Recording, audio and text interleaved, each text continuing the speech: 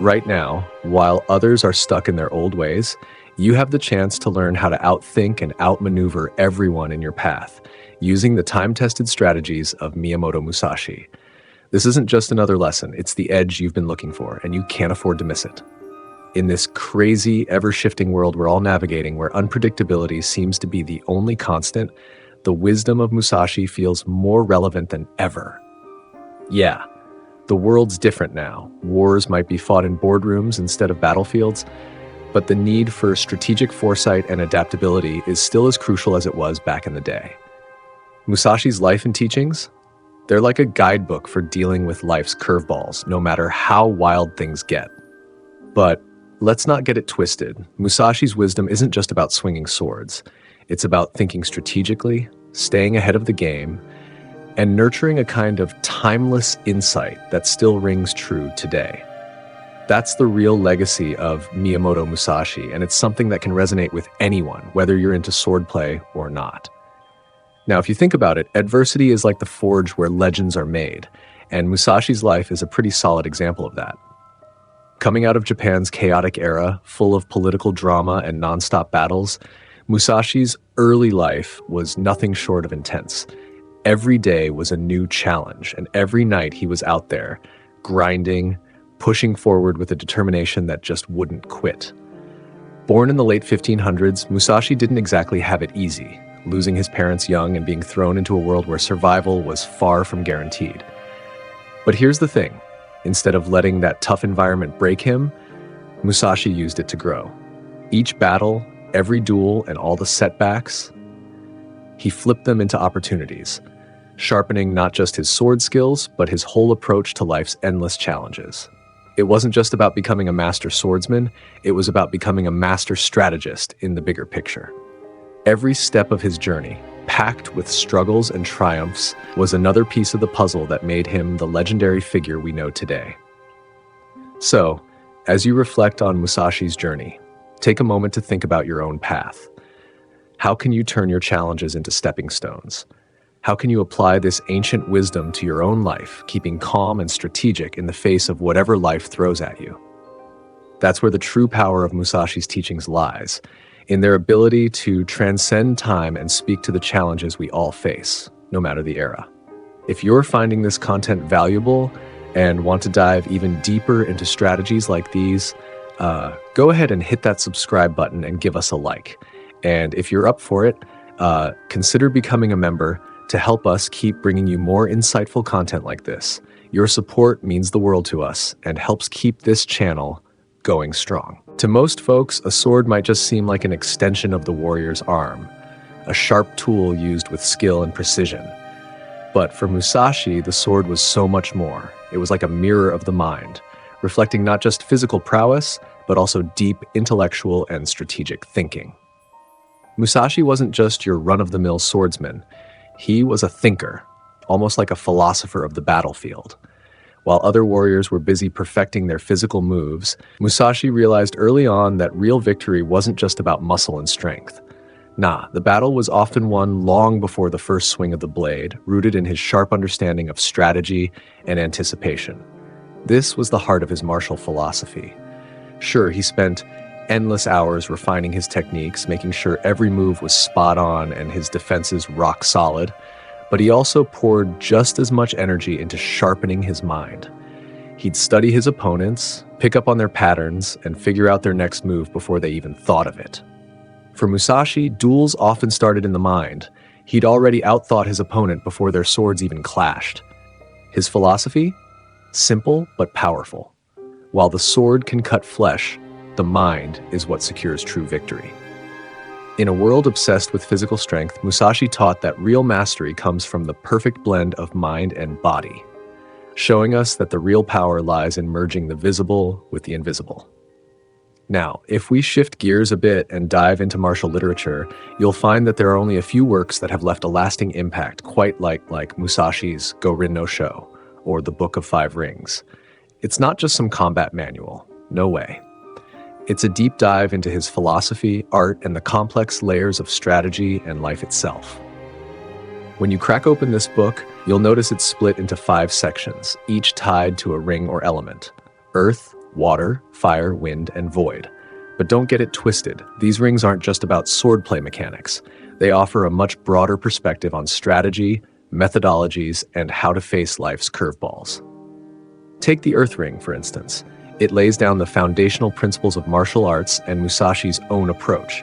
It's all about getting your basics right, making sure you're grounded before you tackle the more advanced stuff, a lesson that goes way beyond the dojo and fits pretty much any aspect of life.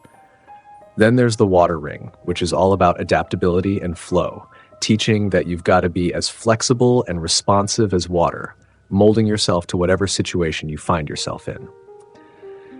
The beauty of the Book of Five Rings is that it stretches these principles beyond the battlefield. Musashi's musings on timing, rhythm, perception, and self-awareness hit home for all kinds of people, from warriors to artists, business folks, to leaders. He's nudging us to look at the bigger picture, adapt to our surroundings, really understand our environment, and most importantly, to know ourselves inside and out. At its core, Go-Rin no Sho isn't just a how-to guide for slicing through opponents with a sword. It's a profound manual on overcoming life's obstacles, at grasping complexity, and navigating the world with a rock-solid strategic mindset. Musashi's legacy, carried through this work, gives us a timeless playbook for outsmarting challenges, whether on the battlefield or in the everyday grind.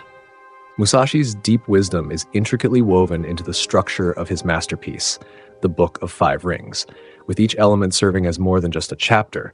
They're like the foundational pillars holding up the whole philosophy. These elements aren't just steps in a sequence. They're intertwined principles that shine a light on the tactical and the metaphysical sides of strategy and life. The Earth Book kicks things off, grounded in the basics. It's not just about fighting techniques, it's about setting the foundation for everything else. Musashi lays down the core principles of martial arts here, but on a bigger scale, Earth symbolizes the importance of grounding yourself in essential values, really knowing your environment, and building a strong base before moving on to more advanced stuff. A principle that's solid advice in any area of life.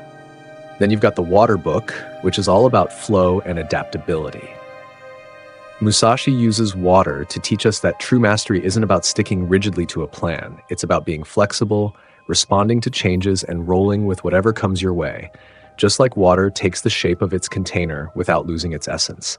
This idea is a game changer, not just in combat, but in life, whether you're dealing with business, art, or relationships. Next up is the Fire Book, which represents passion, energy, and aggressive tactics in battle. But there's more to it than just fighting. Fire, in Musashi's philosophy, stands for ambition and the burning desire to achieve your goals. He advises channeling that fiery energy in a way that pushes you forward, making it a tool for success rather than letting it burn everything down. The Wind Book switches gears, zooming out to look at the bigger picture. It's about understanding the styles and philosophies of other martial schools, which in today's terms translates to knowing your competition, understanding external influences, and finding your own unique spot in the world. Musashi's saying, don't just focus on your own game, pay attention to what's going on around you. Finally, there's the Void Book, which dives deep into the philosophical side of things. It's not about techniques or strategies. It's about intuition and reaching that state of mushin, or no mind, teir, where actions flow naturally without overthinking.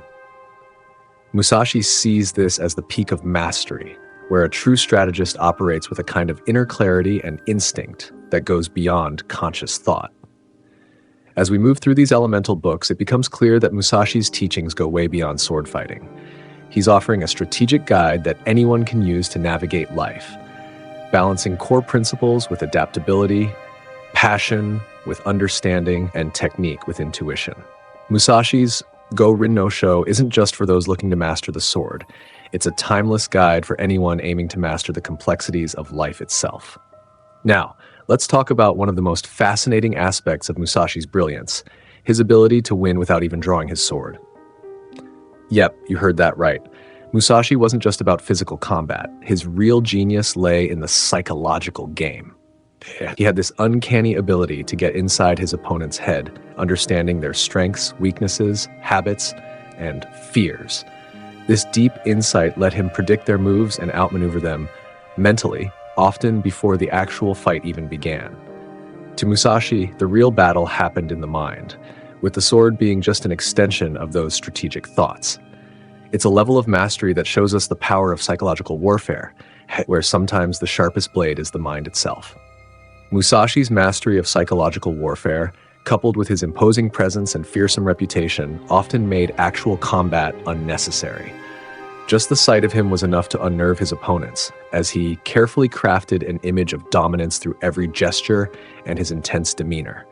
By winning the mental battle before the swords were even drawn, Musashi often rendered physical confrontation irrelevant. He was a master of perception, projecting an aura of invincibility that played on the fears and doubts of his opponents. They weren't just facing Musashi the swordsman, they were up against the overwhelming shadow of their own impending defeat, a psychological blow that often left them defeated before the fight began. At the heart of Musashi's no-sword strategy lies a core Zen principle: finding stillness amid chaos. By embodying a sense of calm and centeredness, Musashi became a riddle that his adversaries struggled to solve. His stillness wasn't just a defensive move, it was an offensive strategy as well. In a world where loud actions and flashy displays are often mistaken for true strength, Musashi's approach highlights the profound power of restraint, anticipation, and the invisible battles that happen within the mind. His strategy is a stark reminder that sometimes the most powerful weapons aren't the ones we hold in our hands, but those that reside deep within our psyche. While many martial artists of his era clung to tradition, Musashi was all about innovation. His Niten Ichi-ryu technique, or the two-sword fighting method, is a shining example of his visionary approach to combat. In a time when single-sword fighting was the norm, Musashi's decision to dual-wield was nothing short of revolutionary. But it wasn't just about showing off his skills. This, a carefully thought-out reinvention of samurai combat dynamics. The essence of Niten Ichi-ryu isn't just in the act of wielding two swords. It's in moving them in perfect harmony, turning defense into offense in one smooth motion.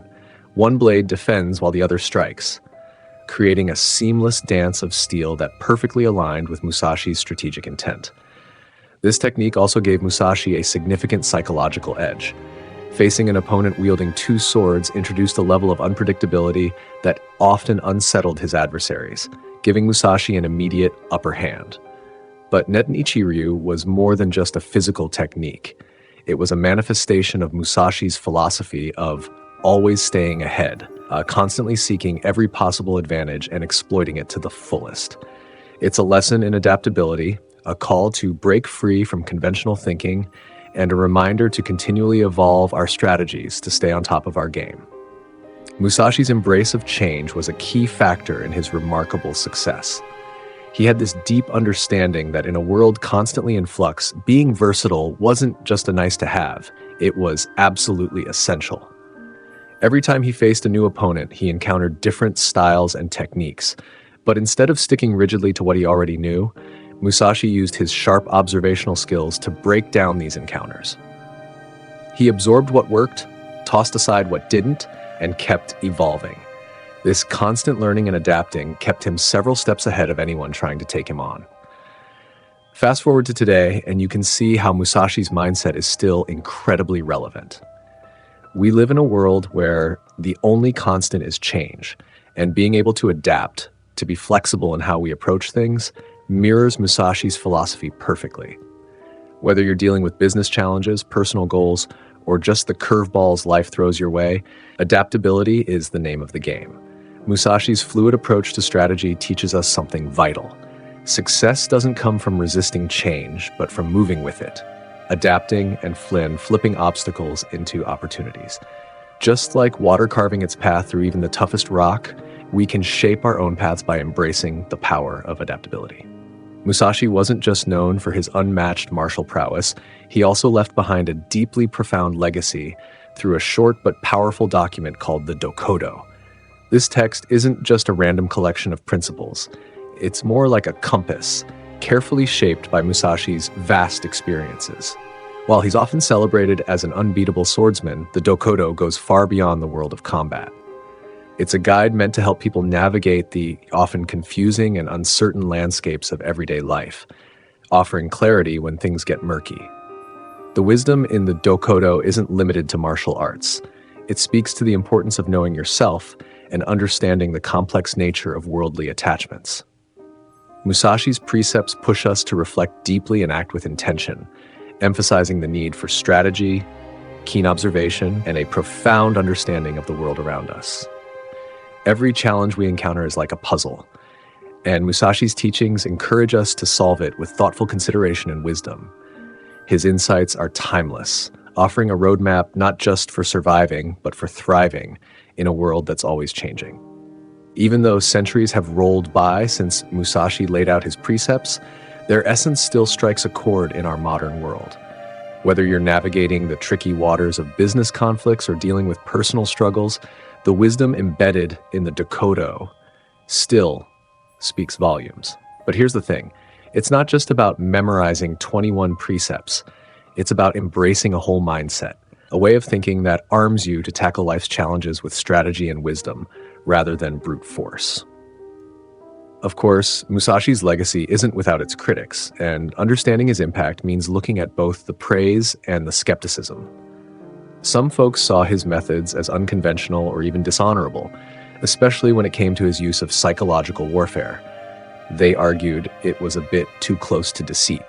Others have pointed out that some of Musashi's teachings might seem too rigid or outdated for the fast-paced world we live in today.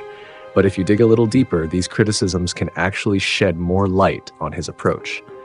Musashi's unconventional methods were all about strategic surprise, a fundamental principle of his thinking. His psychological tactics weren't about trickery, they were about mastering the human mind and understanding the deeper layers of combat and conflict.